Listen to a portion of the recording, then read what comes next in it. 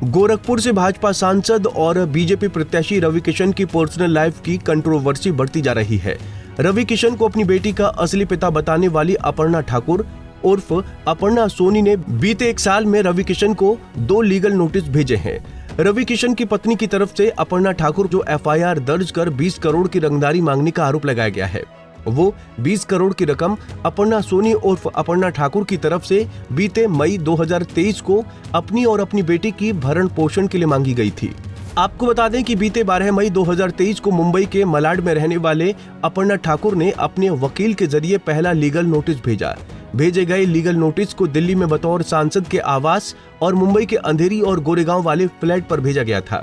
इतना ही नहीं, सांसद रवि किशन के मोबाइल नंबर और ईमेल पर भी इस लीगल नोटिस को भेजा गया था। 8 पेज के इस लीगल नोटिस में साफ लिखा है कि साल 1995 और 96 में जब अपर्णा ठाकुर का वैवाहिक जीवन ठीक नहीं चल रहा था, उसी समय रवि किशन की अपर्णा ठाकुर से मुलाकात हुई। मुलाकात के बाद अपर्णा का रवि किशन के साथ करीबी रिश्ता बन गया। नोटिस के मुताबिक रवि किशन ने खुद को कुंवारा बताते हुए अपर्णा की मां के सामने प्रपोज करते हुए शादी करने का प्रस्ताव भी रखा था।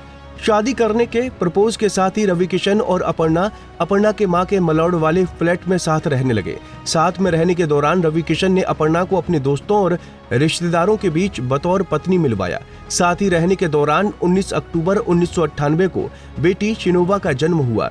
शिनोवा का जन्म होने के साथ ही अपर्णा को पता चला कि रवि किशन शादीशुदा हैं और उनकी एक बेटी भी है। भेजे गए लीगल नोटिस में लिखा गया है कि रवि किशन के शादीशुदा होने की जानकारी लगने के साथ ही अपर्णा ठाकुर को जोर का झटका लगा।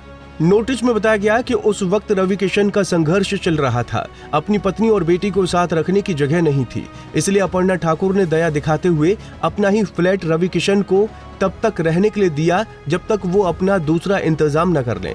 इस दौरान अपर्णा ठाकुर को रवि किशन के बारे में इंडस्ट्री के दूसरी एक्ट्रेस के साथ चर्चाओं के बारे में जानकारी मिली। धीरे धीरे रवि किशन अपर्णा ठाकुर से दूरी बनाने लगे और साल 2009 में रवि किशन ने बेटी से और अपर्णा ठाकुर से खुद को अलग कर लिया।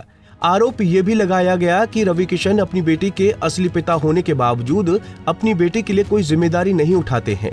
हमेशा झूठे वादे किए और बहानेबाजी करके जिम्मेदारियों से बचते रहे।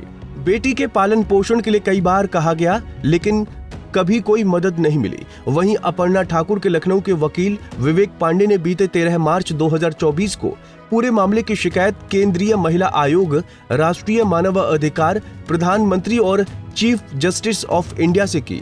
वहीं रवि किशन की पत्नी प्रीति शुक्ला की तरफ से दर्ज की गई एफआईआर में नामजद आरोपी विवेक पांडे पेशे से अधिवक्ता हैं।